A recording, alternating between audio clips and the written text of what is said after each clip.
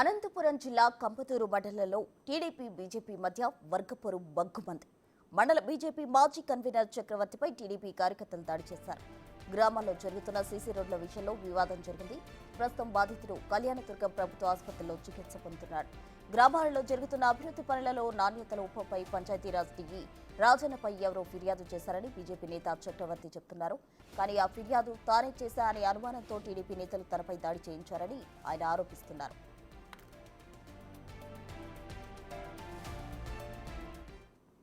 పేరు చక్రవర్తి, కమ్మదూరు వాసి, బీజేపీ కార్యకర్త.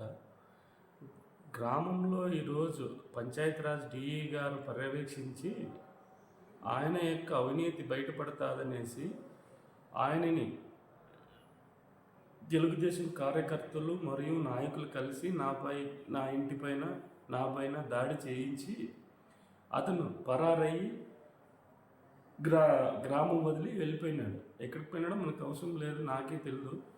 ఆయన అయితే ఈరోజు కమ్మదూరులో పర్యటించి గ్రామం అంతా అస్తవ్యస్తంగా తయారు చేసి ఆల్రెడీ అక్కడ జరిగినటువంటి అవినీతిని కప్పిపుచ్చుకునేదానికి ఈరోజు అతను టీడీపీ కార్యకర్తలందరినీ నా ఇంటిపైన దాడి చేయించినాడు, నా పైన దాడి చేయించినాడు.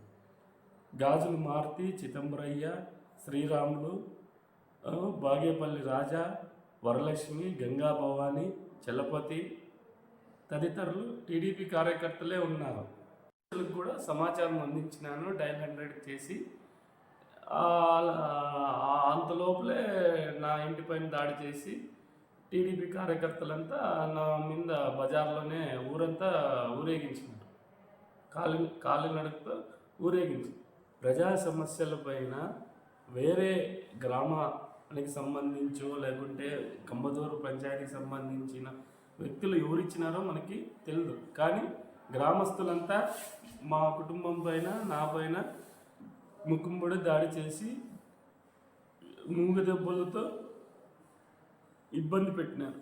హాస్పిటల్కి ఎవరు పిలుచుకొచ్చారు మీకు? 108లో మా తల్లి, మా యొక్క కురుబ రవి తీసుకుని వచ్చింది. వెంటనే దీనిపైన డిఎస్పీ కళ్యాణదుర్గం డిఎస్పీ గారు వెంటనే దీనిపైన చట్టపరమైనటువంటి చర్యలు తీసుకుని నాకు న్యాయం చేయాల్సిందిగా కోరడం.